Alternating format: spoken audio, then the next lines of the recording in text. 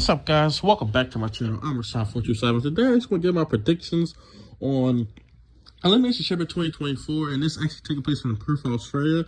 It's looking like a crowd of like 45 to 50,000 by the time I actually get to the show, which is actually taking place this Saturday. And on this show, we're actually only getting 4 matches. I do not know why. I do think the Elimination Chamber matches are going to go longer. I mean, we kind of got that with the Royal Rumble, but then the Royal Rumble is an hour, so Elimination Chambers are usually about 30 minutes. It could be 40 minutes. I think the longest one is probably about 45 minutes. So it's interesting. We're only getting 4 matches on the show. This is a big stadium show, so I assume we're going to have more matches. To be honest, I don't think we're going to get any more matches announced, especially since Cody and Seth are actually going to be on a Grayson Waller effect.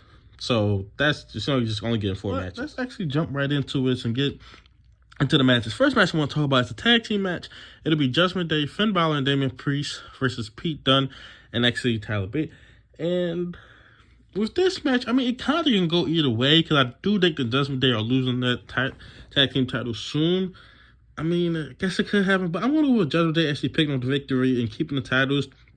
I do see something with Damian Priest and Finn Balor at Mania, so that's reason I think they could drop it. But then it's like they could just defend it at Mania, and then Damian Priest loses, because I think there's a heavy chance that Damian Priest walks out of WrestleMania as the World Heavyweight Champion. I think that's a huge chance of that. And so he had to drop the titles, but they could just drop the titles at Mania. Of course, they're going to have the tag team titles defended at Mania. I don't think Triple H would do anything like that. In the years past, we haven't seen like the mid-card championships defended or the tag titles defended, but I think Triple H is definitely going to have those defended. And I think DIY should be the team to actually take it off them. I don't think it should be Pete Dunne's team. So that's the reason I'm going to go with Judgment Day actually retaining the championships inside this match. And something that's actually... Now, with this match, we actually got one participant who hasn't been announced yet. We actually got Naomi, Liv Morgan, Becky Lynch, Bianca Belair, and Tiffany Stratton. Now, I kind of forgot who was the last 2 participants. I believe it's going to take place on Monday, I believe. But, I mean, it really doesn't matter. They already basically told us who's going to win this match, which is Becky Lynch. Now, that could be a bait and switch type thing. But with them doing it at the press conference and everything like that, I mean, I believe they're going to go with that match, and that's probably the biggest match. I mean, Bianca and Rhea is a huge match, but I feel like there's other things you can do with Bianca on the card. I feel like with Becky Lynch, like, do we really want to see Becky Lynch and Nia Jax go one-on-one at WrestleMania? I know a lot of people saying she didn't get her win back. She got her win back on Raw. Well, she really don't need to get her win back, to be honest. That's just to me personally. I mean, maybe some people feel like that. But I got Becky Lynch picking up the victory. I don't think it even matters who the last person is. And I actually heard it was rumored, and I actually seen a leaked image that it was supposed to be Jade Cargill. And that she was supposed to actually be in this match. But it seems like that's been scrapped and stuff. Since she actually is still figuring out who she actually going to sign to. I think she's going to sign with SmackDown. I think her and Bianca are going to do something, either a one-on-one match or they're going to tag against the Kabuki Warriors. But I'm going Becky Lynch picking up the victory. I mean, it could be a bait and switch and Bianca can actually win this match, but I don't really actually think so. I think they gave us what we're going to get at Mania at the press conference. And the next match I just want to talk about is actually Kevin Owens, Bobby Lashley, Randy Orton, Drew McIntyre, Logan Paul, and LA Knight. 6-man Elimination Chamber match. Now, this should be the main event. I don't think this is going to be the main event at this point. But with this match, I mean, you do have Drew McIntyre, who's probably the front runner. You got Randy Orton, who has a high likely chance of winning. And you got LA Knight, who I always said that, a lot of people said, put him in a U.S. title match at Mania. I always said, well, why can't you put him in a world title match at Mania? This was before Punk actually came. But Punk is now injured. And, you know, at this point, I don't think LA Knight is actually going to be fighting Logan Paul for the U.S. Championship, just because they still haven't cleared that up with Kevin Owens.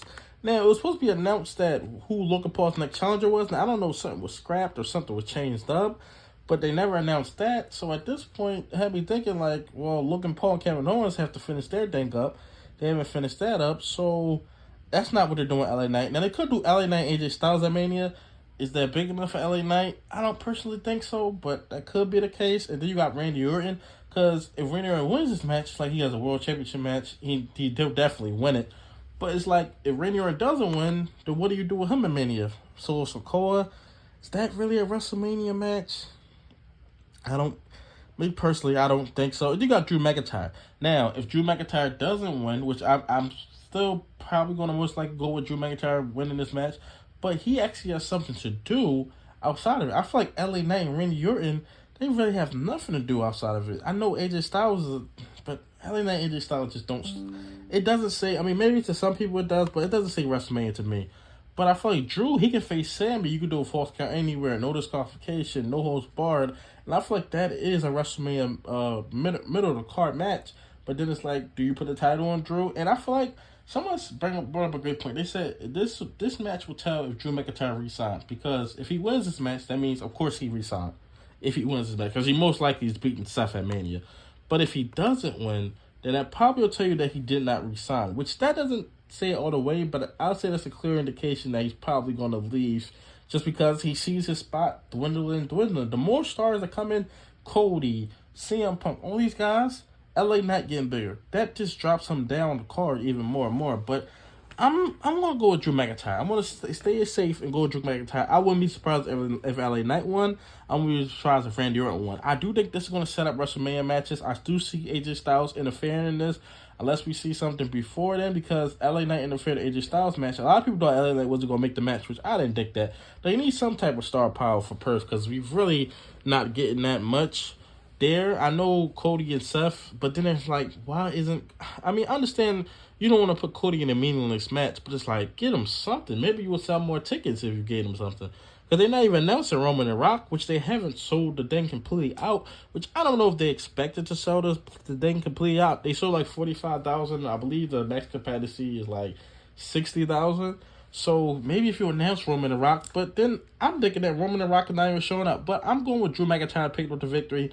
Him versus Seth. I could definitely see a triple threat match with Sami Zayn being added to that. Or if Sami can go after Gunther, which Gunther is not even, I don't think he's even on this card. Let's get to the final match, which is probably going to be the main event, which I disagree that this should be the main event, because I just don't feel like this is big enough. I'm just going to be completely honest about it. I am not a fan of Nia Jax. I think she's absolutely terrible. She has no promo. She cannot wrestle.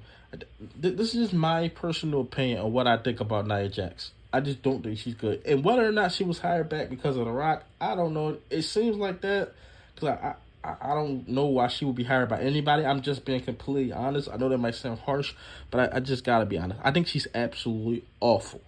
That she has some good matches, but yeah, I've seen terrible people. Great Khali has good matches. So it's like, that's just the way I feel about it. But it's starting to look like this is going to be the main event, and hopefully it's a good match. I mean, she had a great match with Becky Lynch, but then that's Becky Lynch. You know how great Becky Lynch is. Rhea Ripley is winning. I mean, this is just basically the spotlight Rhea Ripley, get her a pay-per-view main event out the way, because it don't seem, with what they're doing at Mania, it does not seem Rhea Ripley is getting the main event of WrestleMania. From what they're doing, night 1 and night 2. It really does not seem like they're getting the main event of WrestleMania, so we'll just have to see about that. But I'm going to Rhea Ripley pick up the victory. And yeah, so yeah, just tell me your guys' thoughts inside the comment section below. Do I feel like this is big enough for a stadium show? I mean, you do got the star power in the men's match and the women's match, but I feel like there should have been something bigger on this show, like Cody Rhodes facing somebody, or The Rock and Roman being on this show. Roman just wrestling. I know it wouldn't have mattered in the end because like Roman's winning, but it's like you could have did something more for this match. I feel like it should have been bigger, especially only 4 matches. And I get they want to make the cards lesser, which I mean the first 2 pay-per-views of the year we only got 4 matches. Is that kind of cheaping an audience? But then I mean you do have Royal Rumble matches. We only usually got 5 or 6 matches, so it wasn't that many matches in the first place. But yeah, just tell me all your thoughts in the comment section below. What do you think about this Elimination Chamber Perfect? I do think it's going to be a really good show. I mean, there's only 4 matches, so with the less matches, the more you have to have a great show, because you don't have that filler on it. You just have the big matches and that's it. But tell me your thoughts in the comment section below. Like, comment, subscribe. Thanks for watching.